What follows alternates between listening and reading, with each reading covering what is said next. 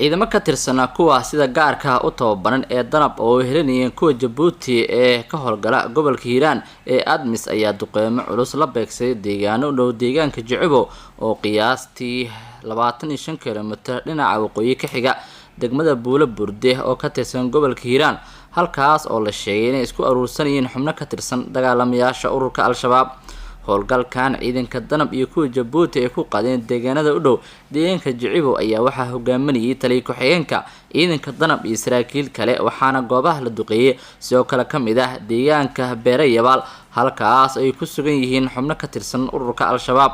lama oga khasaaraha ka dhashay ama khasaaraha rasmiga ah ee ka dhashay duqeyntaasi waxaana deegaanada la duqeeyay ku yaala dhul buuraley ah oo la sheegay inay isku aruursadeen xubno ka tirsan ururka Al-Shabaab si ay kaga soo abaabulaan weerarada ay ka fuliyaan deegaano ka tirsan gobolkaasi Hiiraan مسؤولين كترسن مامول كدقمدا بولا بردي ayaa sheegay in duqeymaha looga goleeyahay si loo waqi lahaa awoodda Al-Shabaab loogana saari lahaa dhammaan deegaanada ay kaga sugayeen gobolkaasi Hiiraan waxaana saraakiil ka tirsan laamaha amniga gobolka Hiiraan ay sheegeen in la sii laba jibaari doono howlgallada iyo duqeymaha la beegsanayo saldhigyada ururka Al-Shabaab ay ku leeyihiin deegaanada iyo degmooyin ka tirsan gobolkaasi Hiiraan bartamihii todobaadkii hore ay ahayd markii ciidamada dawladda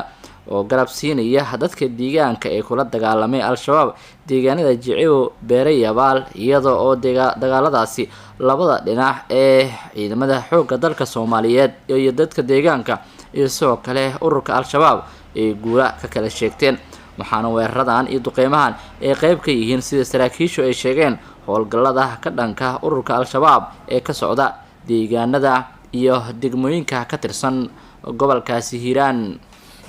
bishaaro shirkadda isgaarsiinta Somtel waxay ugu bishaareynaysaa macaamiisheeda sharafta leh inay u soo kordhisay xirmooyinka adeega Dhamays Plus waa xirmooyin mobile internet unlimited oo aad u qiimo jaban kuwaas oo shirkaddu ay ugu talagashay macaamiisha shirkadda isgaarsiinta Somtel macaamil ku shuba $5 oo hel data internet iyo ku hadal aan ka dhamaanaynin muddo 7 ah sidoo kale macaamil ku shuba $15 oo hel data internet iyo ku hadal aan ka dhamaanaynin muddo bil ah macaamil ku dooro xirmooyinka adeega Dhamays Plus xawaare sare oo aan xaddi lahayn macaamil uga shubo xirmooyinka adeega Dhamays Plus adeega idahab code numberka xidig 114 gees adeega idahab reseller code numberka xidig 304 gees ugu dambeyntii waxaad bedelan kartaa airtime-ka kuugu jira adigoo garaacaya code numberka xidig 204 gees